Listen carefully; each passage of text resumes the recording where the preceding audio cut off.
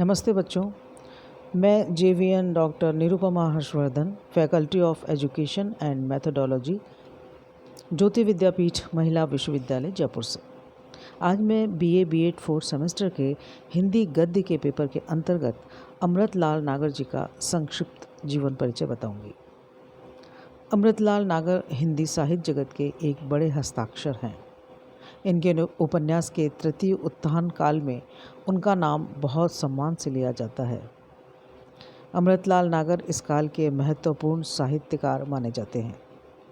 पंडित अमृतलाल नागर का जन्म 17 अगस्त 1916 को मध्यम वर्ग के एक गुजराती ब्राह्मण परिवार में गोकुलपुरा, आगरा, उत्तर प्रदेश में हुआ था।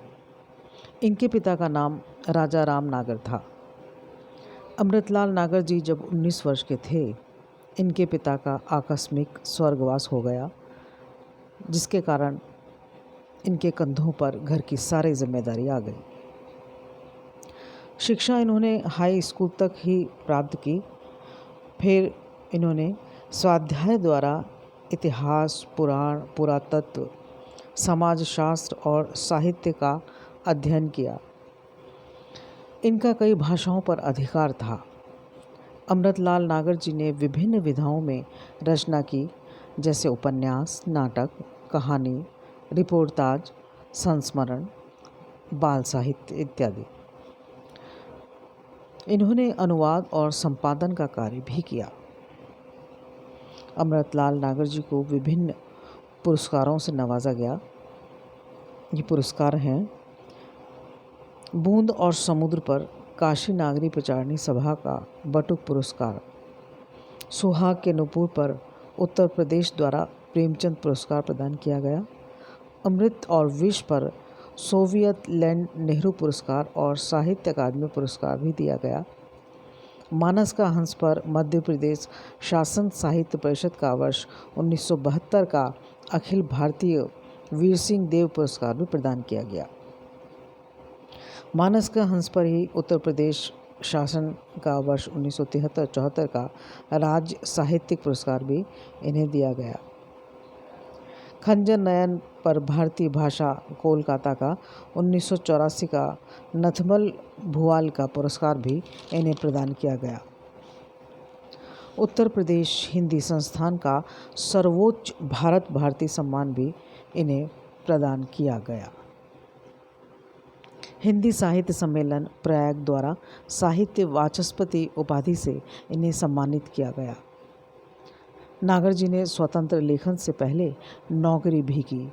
इन्होंने प्रचुर मात्रा में साहित्य रचना की। ये आकाशवाणी लखनऊ में ड्रामा प्रोड्यूसर भी रहे। 1932 में निरंतर लेखन किया। इन्होंने प्रारंभ में मेघराज इंद्र के नाम से कविताएं लिखीं। तस्लीम लखनवी नाम से व्यंग्यपूर्ण स्केच व निबंध लिखे। कथा साहित्य रचना में अमृतलाल नागर जी ने अपने मूल नाम को ही प्रकाश में लाया। इनकी भाषा सहज, सरल, मुहावरे और लोकोक्तिदार है।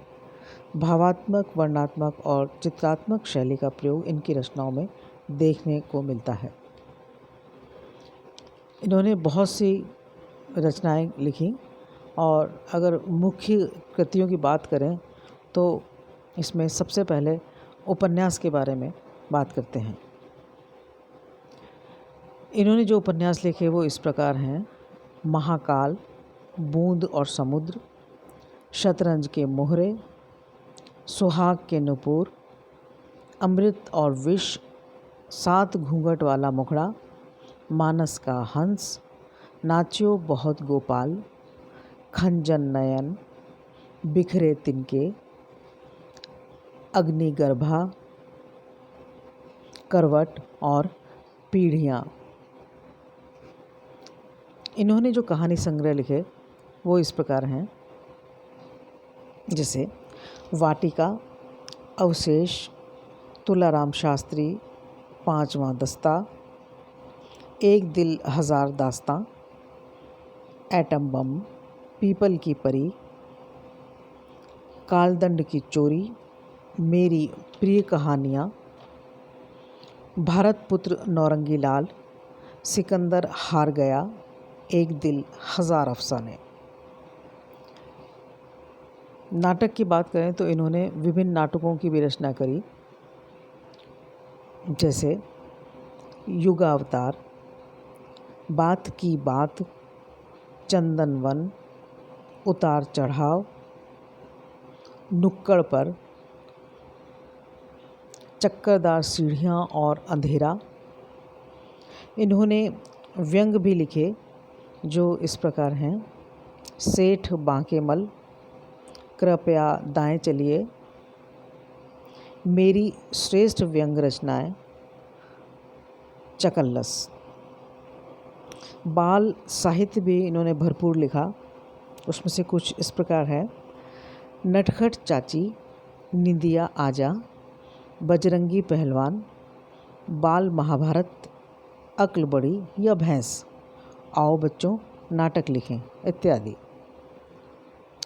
संस्मरण इन्होंने लिखे जो कुछ के नाम इस प्रकार हैं: गदर के फूल, ये कोठे वालियाँ, जिनके साथ जिया।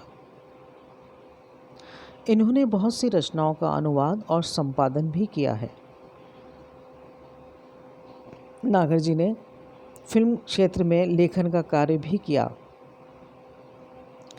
असाधारण प्रतिभा के धनी अमृतलाल नागर जी 23 फरवरी 1990 में इस दुनिया से विदा ले गए।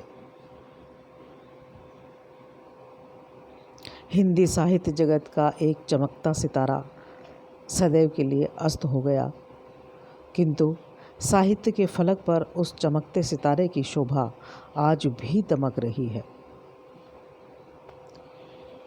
तो बच्चों, ये था अमृतलाल नागर जी का जीवन परिचय। बहुत अधिक तो मैं इसमें रचनाओं को शामिल नहीं कर पाई हूँ, क्योंकि उनकी सभी रचनाओं को इसमें मैं शामिल करती तो ये वीडियो बहुत लंबा हो जाता, इसलिए कुछ प्रमुख रचना ही मैं आपको बता पाई हूँ। और ये जो सेशन था बच्चों, ये हमारे ज्योति विद्यापीठ के डिजिटल वर्जन 2.0 से हो रहा था। मुझे विश्वास है कि आपको अमृतलाल नागर जी का जीवन परिचय समझ में आया होगा। यदि आपकी कोई जिज्ञासा है तो आप मुझे कमेंट बॉक्स में कमेंट कर सकती हैं, मैं आपकी जिज्ञासा का समाधान करूँगी। आज इतना ही, नमस्कार।